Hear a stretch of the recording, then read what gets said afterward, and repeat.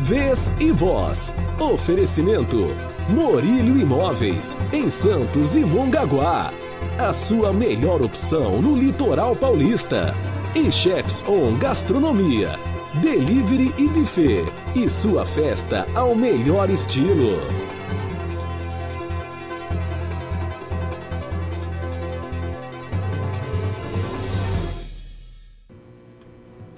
Olá! Santos possui cerca de 30 mil alunos, sendo praticamente 12 mil em vulnerabilidade social. É a 8ª maior rede pública de ensino do estado. Esse número é fundamental quando se discute a possível volta às aulas presenciais em setembro próximo. Para falar sobre a volta às aulas durante a pandemia de Covid-19, eu converso com Cássio Canhoto, do Sindicato dos Servidores Públicos Municipais de Santos. Tudo bem, Cássio? Olá, Tom, bom dia. E a professora e orientadora educacional, Fabiana Riviero. Professora, obrigado. Riveiro. Desculpa, Riveiro. Olá. Tudo bem? Tudo, um prazer estar aqui. Eu vou começar com uma pergunta aqui para ambos, né? A minha esposa sempre fala, que também é educadora, ela fala que o ano se recupera, né? Mas nesse momento, mas as vidas se perdem. É isso mesmo, professor? É isso mesmo. O ano, na verdade, o ano não está perdido, como muitos têm dito, né? O trabalho tem sido incansável dos nossos professores e educadores, e nós, assim, temos a prioridade à vida. E que essa vida das nossas crianças, ela continue pulsando dentro das suas casas, onde são oferecidas as propostas pedagógicas, que a rotina escolar seja mantida dentro dos seus lares, o aprendizado e, em especial, aqui quem eu defendo, que é a educação infantil, esse reinventar desse educador. Ontem mesmo eu estava conversando com colegas que diziam assim, a gente fazia uma contação de história para um bebê que durava 15, 20 minutos e hoje a gente precisa, né, com todo esse aparato, com essa necessidade desse olhar, de preparar isso com esse carinho, com atenção, uma média de 2h30 a 3 horas para produzir uma atividade para um bebê, para uma criança bem pequena. Ou seja, os professores estão acabando trabalhando muito mais em casa. Muito mais, com certeza. E de forma brilhante.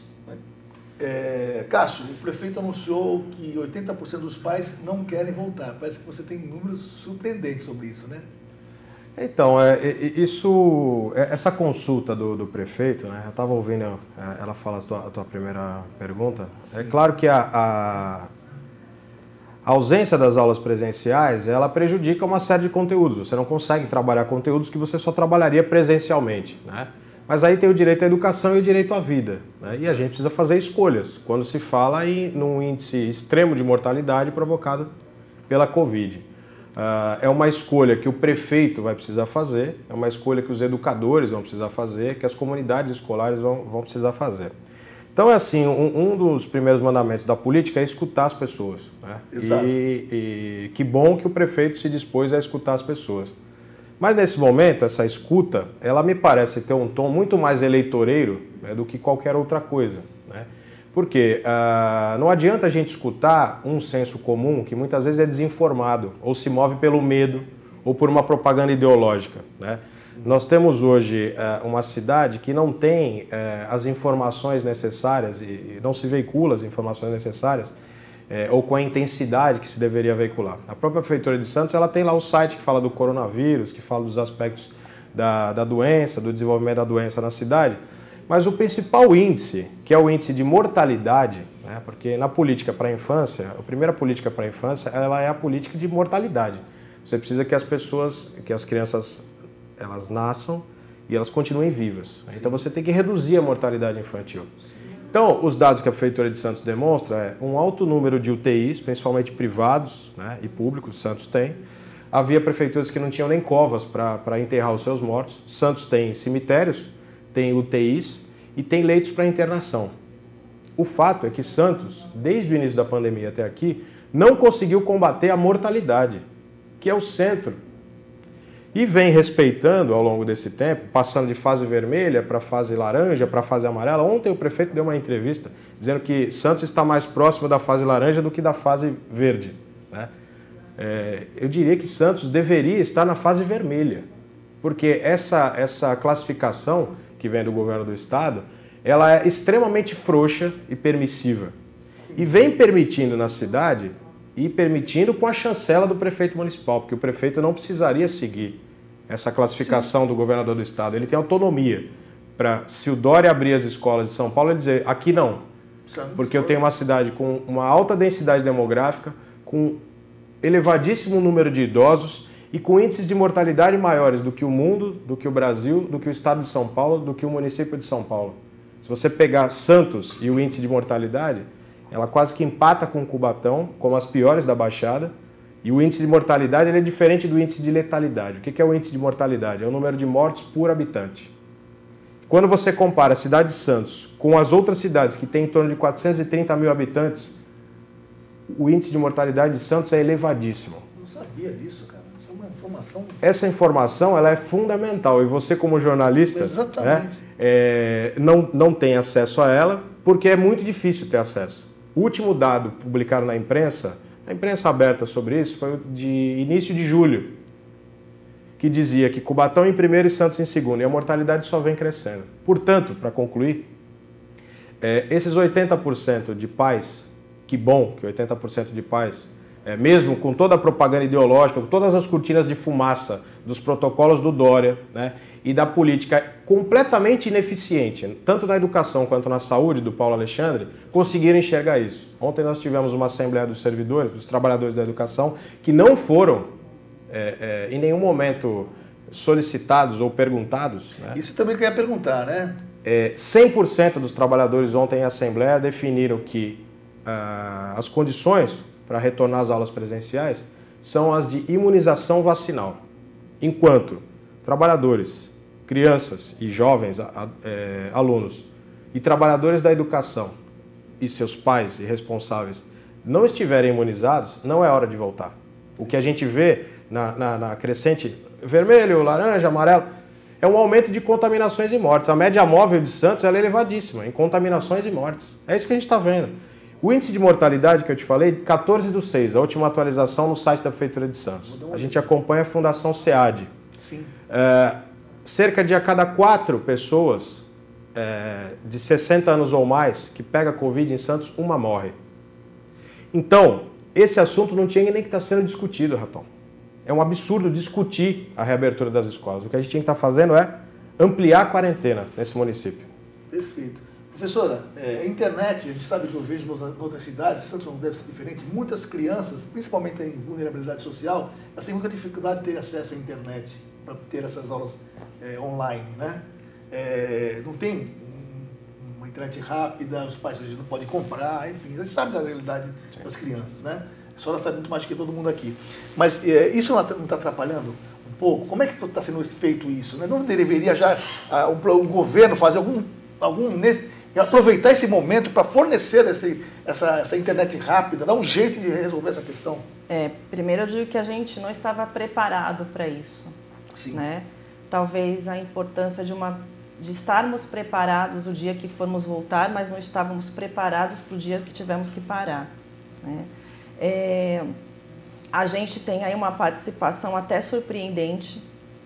Até ontem eu era chefe da seção de educação infantil e a gente acompanhou isso de perto, porque no início de tudo isso a gente contava com uma dificuldade até maior e por isso algumas medidas foram tomadas para esse tempo.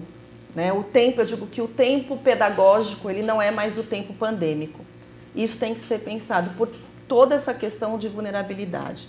A gente ficou preocupada como que seria ter o acesso à internet, por exemplo, no Caruara, que por si Exato. já é muito complicado. Exato. E aí foi surpreendente, porque os pais, a gente tem, sim, períodos que existe menos participação.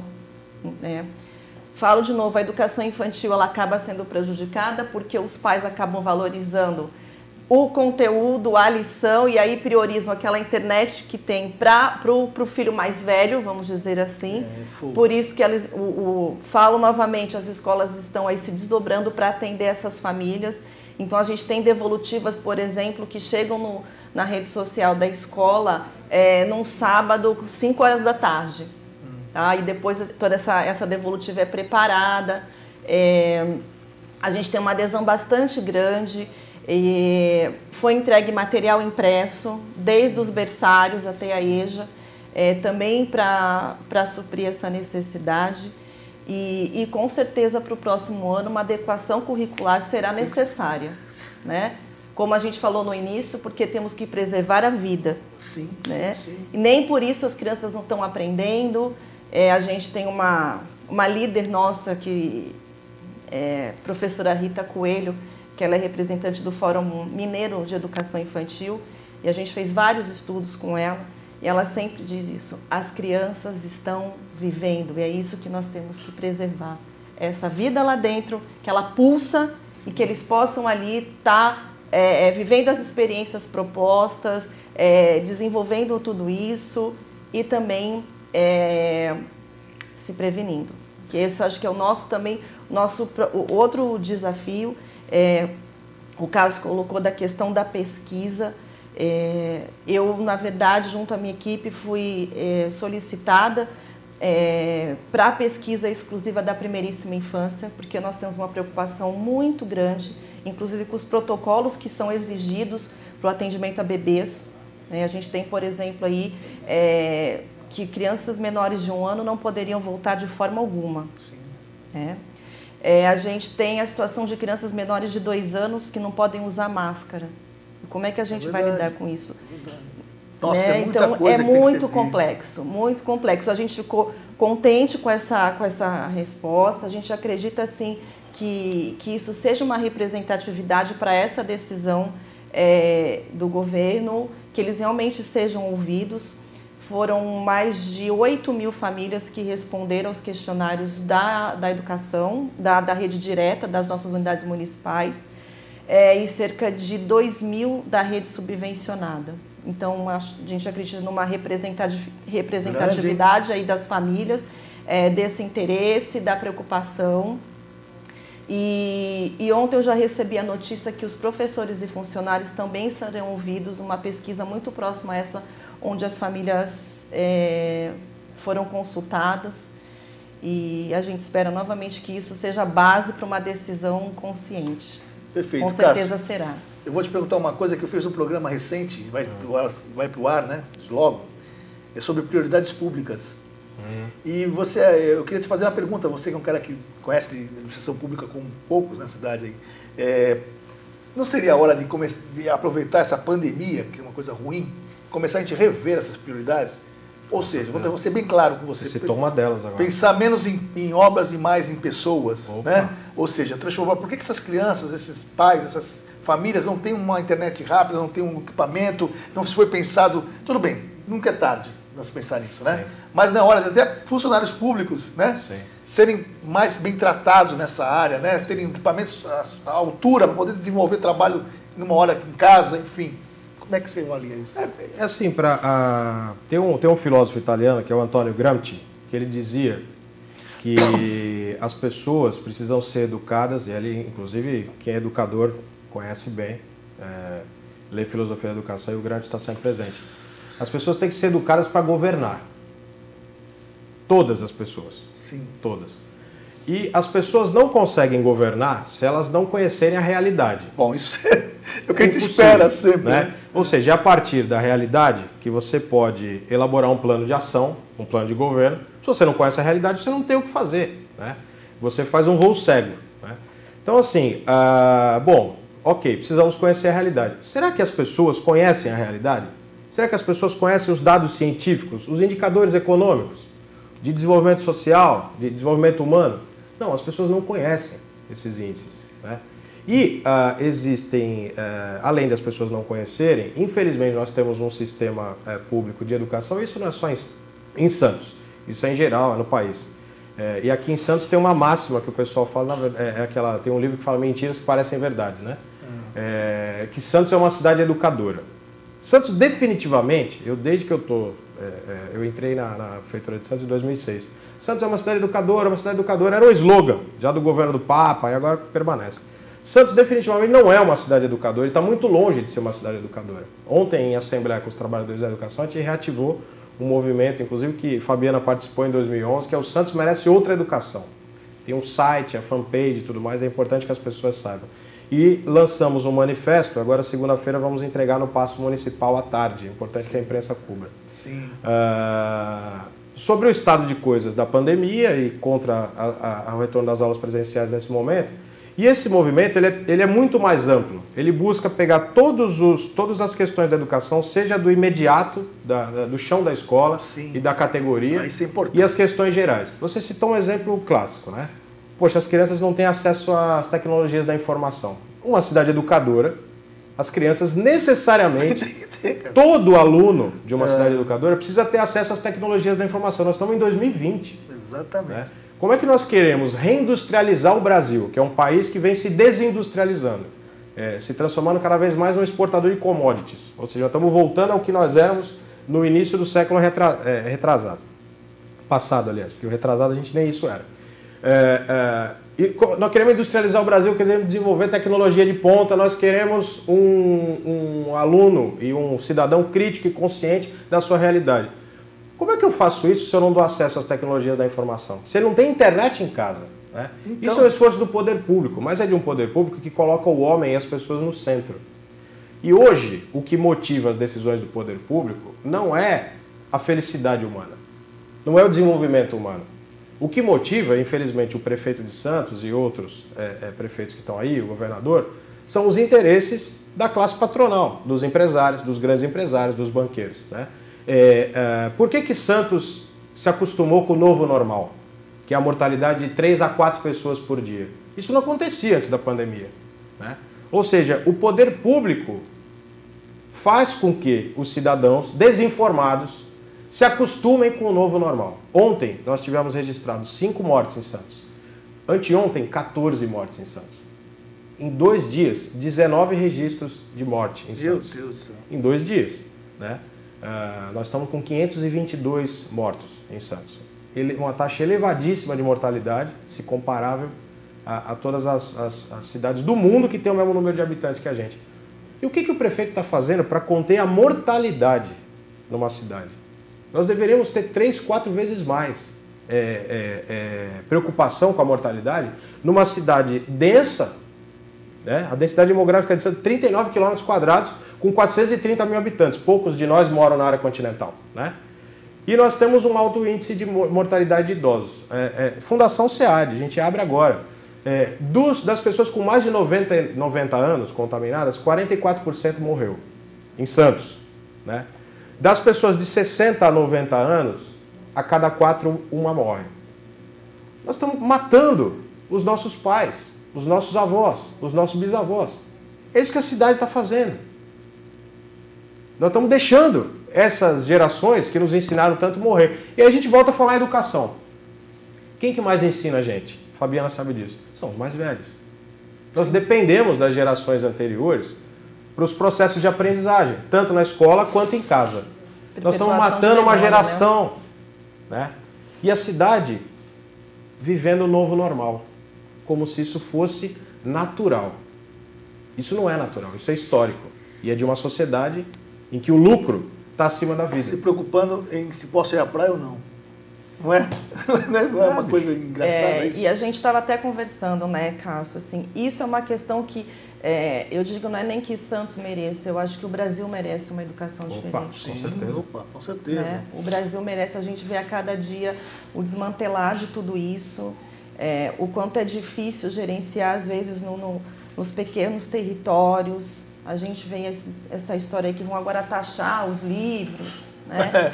Com essa política, mas o que a gente vinha comentando, eu comentei com o Cássio, é assim, aonde aí extrapola até a educação formal, vamos dizer assim, mas a educação de uma sociedade.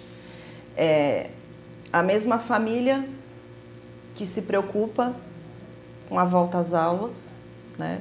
Que conversa isso, independente de conhecimento científico ou não, se vai pelo senso comum ou não, mas ela coloca em risco, por exemplo, essa criança, e não estamos falando de vulnerabilidade só, né? Porque você vê, por exemplo, o número de crianças passeando com as famílias no shopping. Exato. os pais de máscaras, as crianças... Eu já vi muito isso. Já vi muito. Né? Porque a criança, num processo de educação, ela não é conscientizada pela sua família de que aquilo ali ela precisa, por conta de tudo isso. Por mais que a escola faça esse trabalho de conscientização e manda vídeo e fala das medidas de segurança, do álcool gel, da máscara, de tudo isso, se a família não tiver, né, esse processo de educação para o que estamos vivendo hoje, o quanto isso fica mais difícil, o quanto isso fica banal. E aí, assim, como é que a gente vai repreender isso? Esses pais vão ser chamados a atenção como? Eu presenciei, por exemplo, eu falei, essas coisas acontecem assim na minha frente. Uma criança que a família foi impedida de entrar numa determinada loja porque a criança estava sem máscara. Era a mãe, o pai e 3 filhos. O que era menorzinho... Sem máscara. Sem a máscara. E o funcionário tinha essa orientação de que não poderia entrar sem máscara. Ele agiu com aquilo as instruções que ele recebeu. A criança começou a fazer um escândalo. Quer dizer, deu a entender o quê? Que a criança rejeita aquela máscara porque a gente, né, que se para o adulto é difícil, imagina para uma criança, mas que não houve esse trabalho dessa conscientização família. Se há essa dificuldade, tem que ter uma outra dinâmica aí. Né? Como a gente falou no início, não é um processo de férias, as crianças estão sim numa aprendizagem diferenciada, com as dificuldades, mas eles estão. Então, a necessidade de se manter uma rotina com esse adulto de referência que está lá, para olhar para essa criança.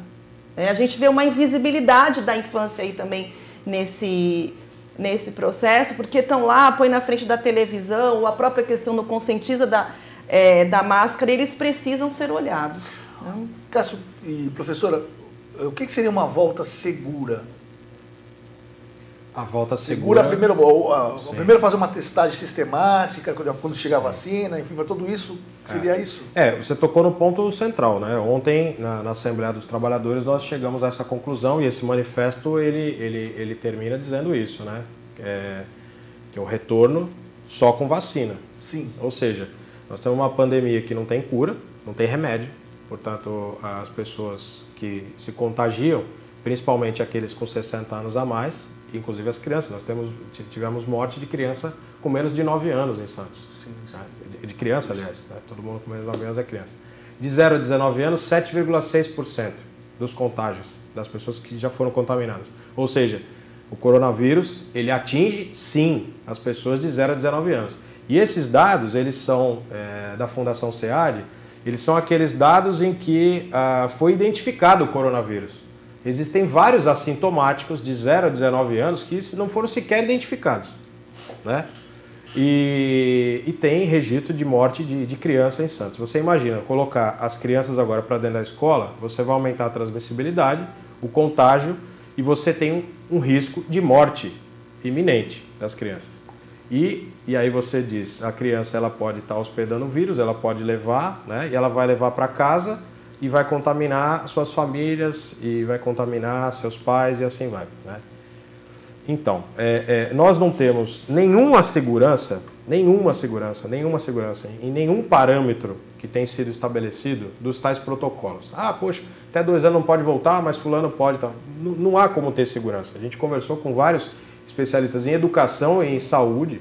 Não existe segurança. Sim. Não tem que ter segurança máxima nesse momento. Não Sim. tem que ter risco calculado. Está nos nossos documentos, inclusive, isso do sindicato. Não é hora de ter risco calculado, é hora de ter segurança máxima. E, centralmente, a cidade de Santos precisa combater a mortalidade. A política pública contra uma pandemia, contra uma epidemia, ela tem que combater as mortes dessa epidemia. Sim. A política em Santos de combate à dengue, ela é tão efetiva quanto a redução da mortalidade por dengue. Contra o Covid, é tão efetiva quanto a redução da mortalidade por Covid. Esse é o indicador principal. Se um prefeito e uma cidade, aí não é só o prefeito, é a cidade, ela não trabalha para reduzir o número de mortes de uma dada epidemia, ela está fazendo o quê? Ela está banalizando as mortes, ela está se acostumando com as mortes. Né? E mais, ela está sendo conivente com as mortes.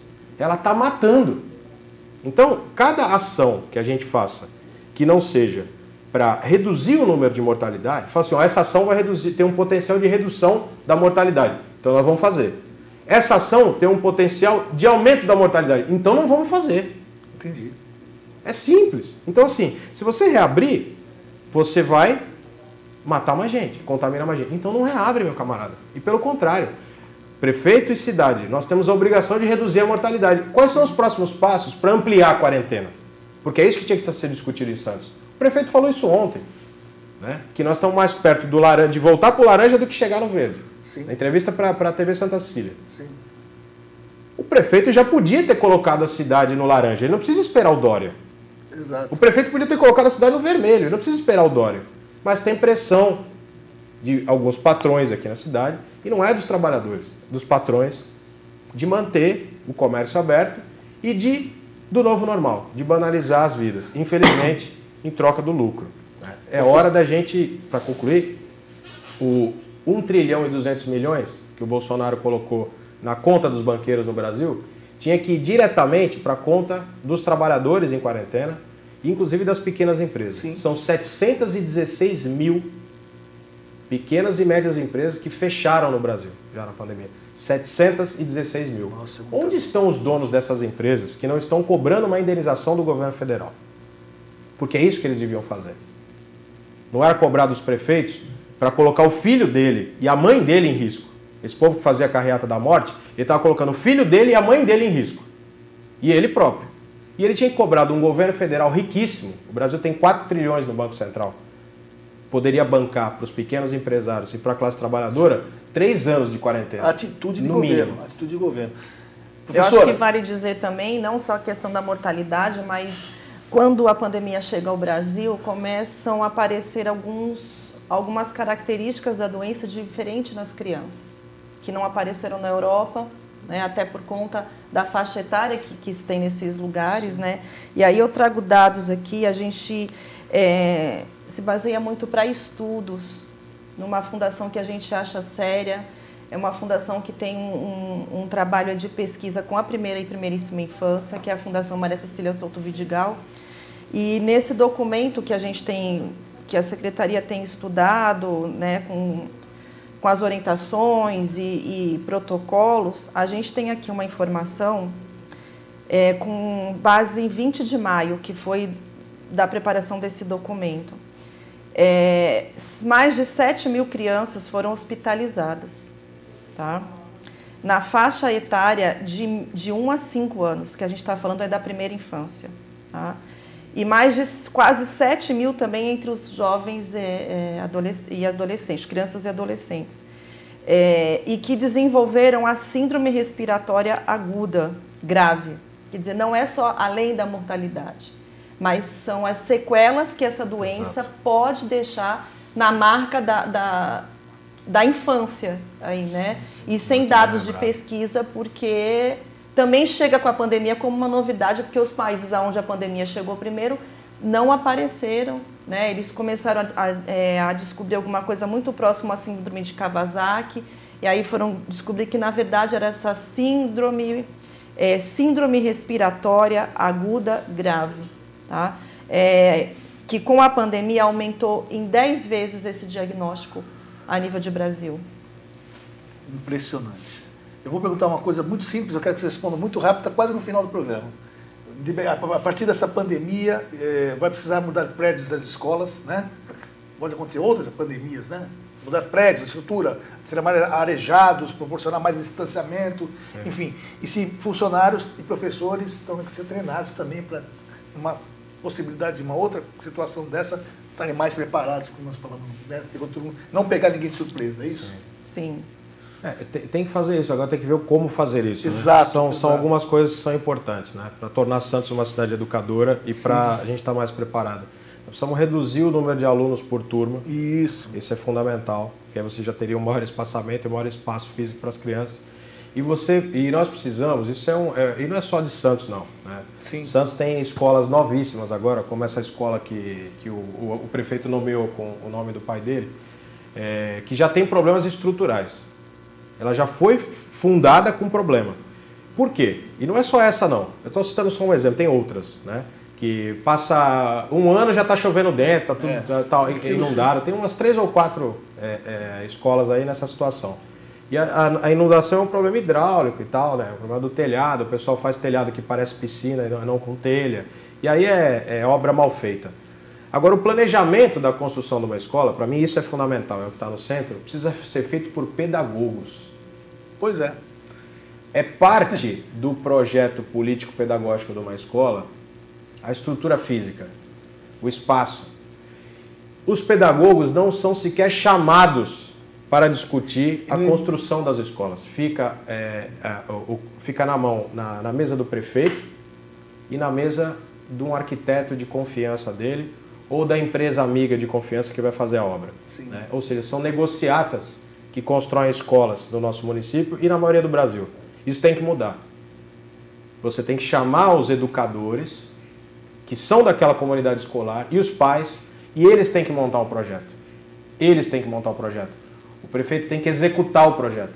Quem tem que montar o projeto de escolarização é a comunidade escolar. Isso não vem sendo feito. Professora? Posso discordar um pouquinho? Lógico. Isso é importante. Posso discordar um pouquinho? Lógico, deve. Na verdade, Cássio, de repente não tem uma representatividade, mas as escolas de educação infantil que têm sido aí construídas, a questão estrutural, tal, isso eu não vou entrar no mérito, mas nós somos perguntados sim. Tá? As intervenções que são feitas, os projetos, agora mesmo a Noel Gomes Ferreira, ela vai ganhar um novo espaço, a equipe da seção de educação infantil já chamou a escola para estar lá, porque a escola ela tem uma proposta toda ligada à questão do meio ambiente, ela está cravada na Mata Atlântica, então a escola vai lá, né, a equipe gestora vai até lá, junto com a equipe da seção de educação infantil, para se pensar os espaços, né, os espaços de intervenção. A gente tem muita dificuldade na questão dos prédios para colocar essas crianças, né? É tudo muito vertical e você tem aí crianças muito pequenas para esse espaço. Então, a gente também foi desafiar os engenheiros aí para pensar em um meio para que essas crianças tenham uma acessibilidade menor. A questão da acessibilidade por conta da inclusão também tem que ser pensada. Então, olha, não dá para ser escada. A gente tem dificuldade de ter uma escola térrea. Então, qual seria Então, assim, nós somos perguntados, a nossa necessidade é essa. Eu preciso que, por exemplo, tenham acesso de carrinho de bebê para essa família conseguir, pelo menos até o primeiro andar, levar esse bebê, porque ele ainda não anda. Tá? Perfeito. Eu vou fazer uma pergunta agora final, né? Onde surgiu essa polêmica, e eu vou perguntar para vocês aqui. Escola Cívico-Militares. Ontem o tenente Coimbra postou, né? Que é deputado, postou na página dele, que está tentando fazer reuniões em Brasília para tentar implantar isso aqui em Santos, região. E a Rosana Vale, que seria um partido completamente diferente do dele, sim, com a mesma ideia, e conversando com escola civil. Vocês não acham que primeiro precisa arrumar educação para depois colocar essa escola cívico-militar em alguma, quem quer, né? Na verdade, não estou dizendo que é errado ou certo, mas primeiro, o que não está precisando militarizar os alunos, mas educá-los de forma diferente, ou melhorar a educação, é isso, gente? Por favor, professora. Bem, eu sou absolutamente contra. Mesmo dia que a gente chegar, está tudo organizado, tudo certinho, sim, quem faz educação é professor, é pedagogo, cada um tem o seu lugar. Eu sou absolutamente contra. Perfeito. Cássio? Não, é exatamente isso. Nós não precisamos da militarização do ensino. Nós precisamos da humanização do ensino. E nós precisamos que o ensino ele seja desenvolvido a partir da ciência e do diálogo com as comunidades escolares. Né? A divergência que ela teve é que ela participou do governo até ontem, agora vai se aventurar na candidatura a vereadora pelo PSDB, infelizmente, que é um partido que tem privatizado a cidade. Acho que é um equívoco que ela está cometendo na vida profissional dela, mas respeito. E as consultas que têm sido feitas por esse governo, elas têm sido feitas não como deveriam. Né? Isso que é a visão que a gente tem. A comunidade escolar ela tem que construir o projeto inteiro, ela não tem que ser consultada sobre aspectos. Ela tem que construir o projeto.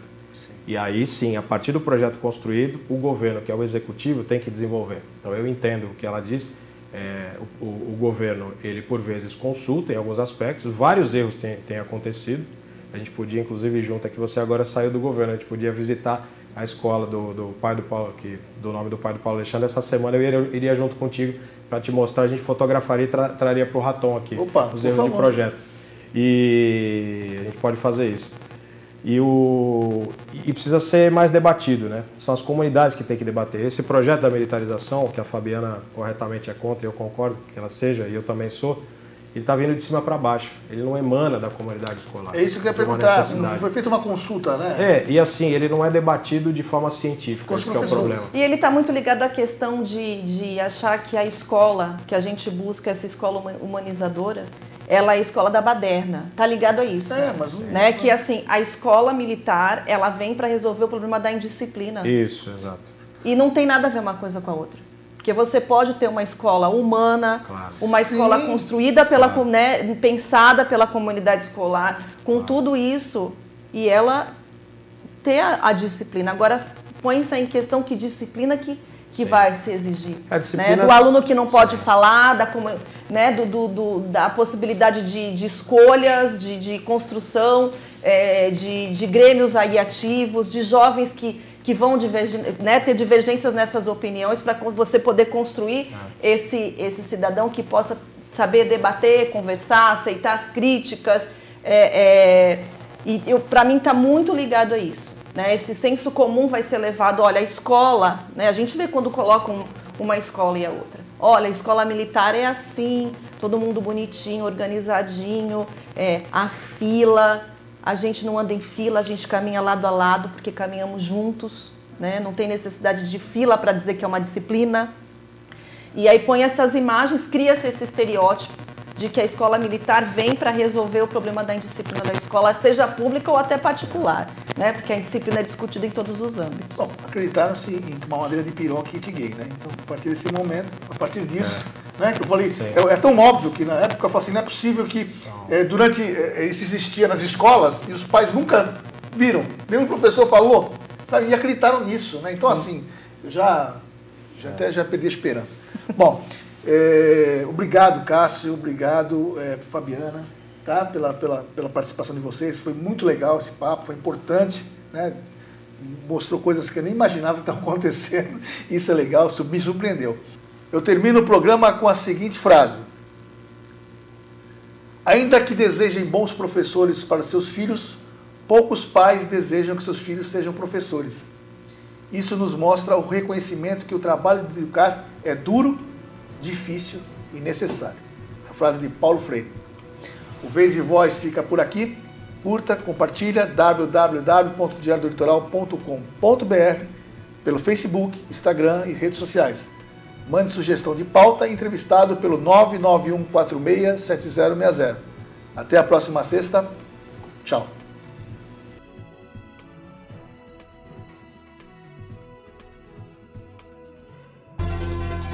Vez e Voz. Oferecimento Morílio Imóveis, em Santos e Mongaguá. A sua melhor opção no litoral paulista. E Chefs On Gastronomia. Delivery e buffet. E sua festa ao melhor estilo.